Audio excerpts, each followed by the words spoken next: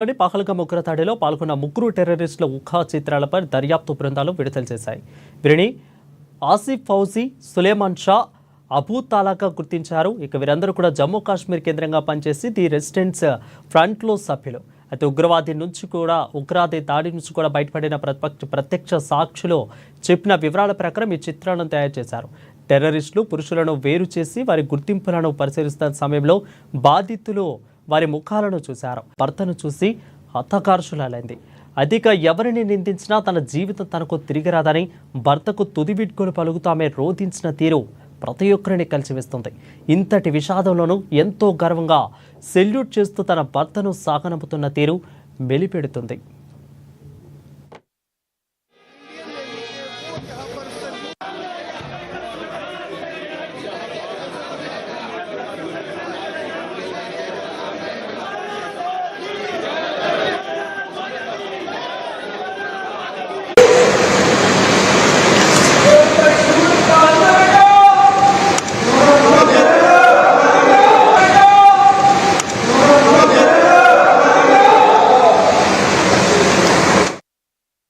హర్యానాకు చెందిన 26 ఏళ్ల లెఫ్టినెంట్ వినయ్ పర్వాల్ దాడిలో ప్రాణాలు కోల్పోయిన సంగతి తెలిసిందే.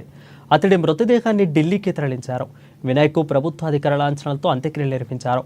భర్త మృతదేహం వద్ద రోధిస్తున్న ఆమెను చూస్తూ అక్కడున్న వారంతా కన్నీరు మున్నీరుగా విలిపించారు. పుట్టెడు దుఃఖంలోనూ భర్త మరణం పట్ల గర్వపడుతూ సాగనంపారు ఆమె. ఆయన ఆత్మకు శాంతి కలగాలని ఆ భగవంతుని ప్రార్థిస్తున్నానని తెలిపారు. అతడి వల్లే మేమింకా ప్రాణాలతో ఉన్నామని, భర్త మరణం పట్ల నేనెంతో గర్వపడుతున్నానని అన్నారు. వినయ్ నర్వాల్ భార్య అన్నారు.